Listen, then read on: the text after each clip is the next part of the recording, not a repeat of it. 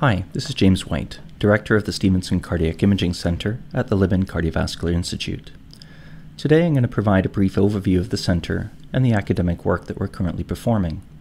The title of this talk is Using Cardiovascular MRI to Improve Patient Care. The Stephenson Center opened in 2005 at the Foothills Medical Center. Under the directorship of Dr. Matthias Friedrich, it grew over several years to provide opportunities to open another scanner at the South Health campus. Today we perform between 3,000 and 3,500 clinical cardiac MRIs per year and have a very large and expanding academic program. I'm going to be talking to you about some of the academic work that we're currently exploring. As you can see, we have a large dedicated team. We have two clinical co-directors, Dr. Andrew Howarth and Dr. Carmen Liddell. We have a mix of both cardiology and radiology readers. This is one of the unique advantages of our program, where we work between both cardiac sciences and radiology seamlessly to provide unique perspectives and improve patient care. We have many dedicated research personnel funded through research dollars. This includes a program coordinator, study coordinator, research nurses, clinical research assistants, as well as a dedicated core laboratory with a research technologist. We also have a number of clinical and postdoctoral fellows. So what is cardiac MRI? MRI is the use of a strong magnetic field to generate radio frequencies from your body.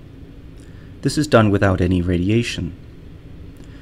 We can play different types of pulse sequences, which is the software that we use to control the computer, to generate different patterns of radio frequencies. These are converted into different types of images.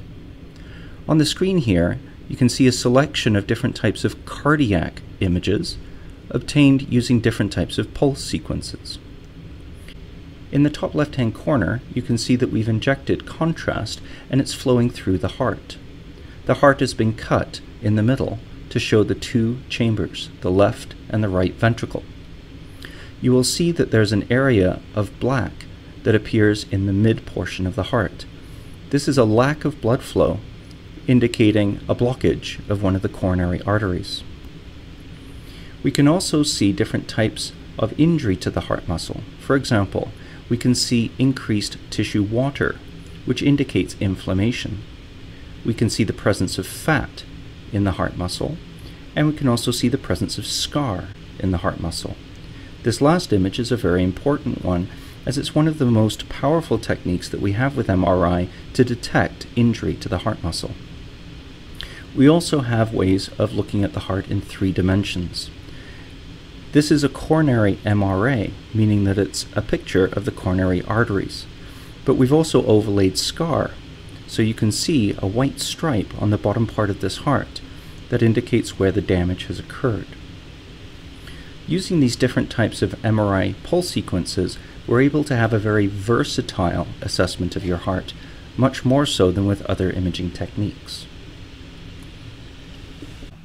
Our clinical and academic vision is towards image-guided therapy. That is, to evaluate the use of imaging to guide either treatment decisions or procedural care. Clinical decision support is the use of imaging to provide recommendations of whether to proceed with a medication or a surgical treatment, and potentially to also adjust medication doses. Procedural navigation is the use of MRI images to provide models to guide interventions. What is shown at the bottom of the screen here is the use of a model to guide placement of pacemaker leads to the heart in order to improve heart function.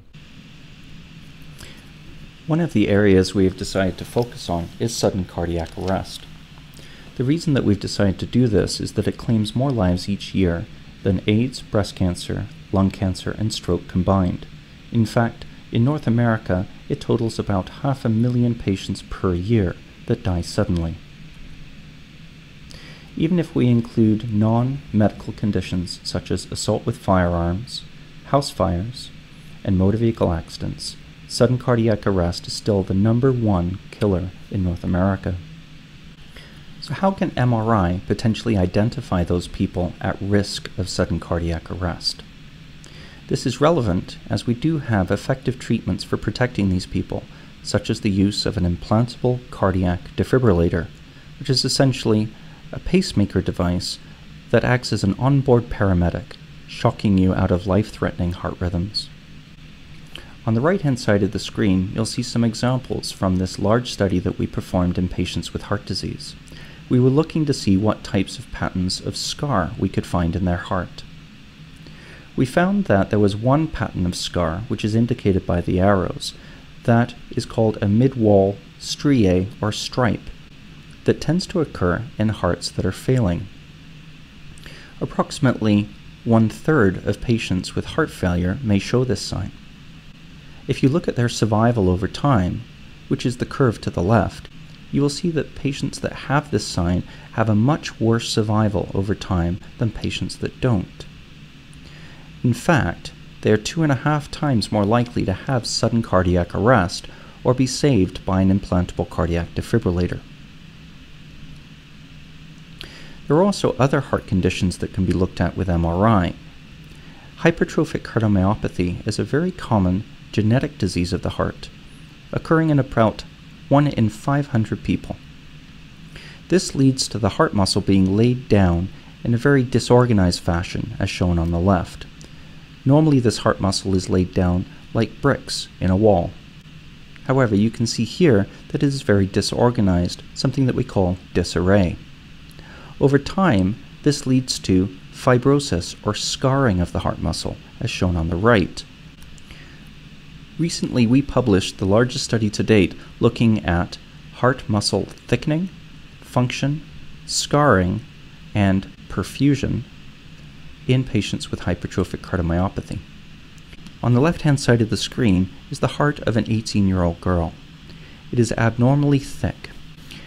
As we inject contrast into the heart, you can see that it is taken up by areas of the heart muscle, except for in the thickened area. This indicates a reduction in blood supply. We feel that this may be a reason why some people during exercise may die suddenly. Also, we can see in the middle of the screen examples of scar tissue in thickened areas of heart muscle, as well as areas where there's increased water signal. So overall, MRI can provide a very comprehensive evaluation of multiple reasons why people may die suddenly with this heart condition. One of the patients that we studied went on to have a heart transplantation and generously donated his heart to science. We're able to take his heart and understand what the mechanisms are for the different changes that we see on the MRI. For example, in the middle of the screen you can see an arrow pointing towards an area with increased tissue water called T2 imaging. We were able to take the heart out and study it in very high resolution in the MRI scanner, shown below, again confirming that there are areas with increased water within the muscle. We didn't understand why this would be, and so we took the heart and examined it under the microscope. What we can see here are channels, these channels being vessels called lymphatics that carry water through tissue. They are channels that don't usually exist in the heart like this, and therefore are considered very abnormal and unexpected. They are seen here coursing through areas of scar tissue. What is important about this finding is that it offers a completely unique mechanism for why heart rhythm disturbances may occur in the heart, as the electricity may flow down these channels and cause a short circuit. We are hoping that this work will lead to additional investigations of how to protect these young individuals. Another area of focus is cardio-oncology, which is where cardiology meets cancer therapy. In patients that are receiving chemotherapy to treat a cancer, the chemotherapy must travel through the heart and in the process may cause damage. Unfortunately, cancer is quite common in our society, and 1 in 9 women, for example, will be diagnosed with breast cancer, which is approximately 24,000 women per year in Canada alone. Of women treated for breast cancer, toxicity to the heart may be seen in up to 18%, 6% of which will experience some degree of heart failure, which totals approximately 1,500 Canadian women per year. As women receive cycles of chemotherapy, we see superimposed on that a cycle of damage to the heart muscle. This can recover between cycles, however, in some women can be cumulative and lead to heart failure. What we are trying to understand is how to identify when a woman is showing signs that it's moving past the point of recovery. This is also relevant for children and other adults receiving treatments for lymphoma or leukemia. We believe that there are a number of markers that we can see by MRI that may be able to identify damage to the muscle very early. In fact, we are looking at very high-resolution images of the heart to understand how, when it contracts, it can change under the influence of chemotherapy. This is something called strain analysis. In the top left-hand corner, you can see how we can track how the heart is moving and potentially predict changes at a very early stage. In the top right, you will see a patient that has had damage to their heart muscle from chemotherapy. We can see this after giving contrast. However, this is a very late stage of the disease where damage has already occurred.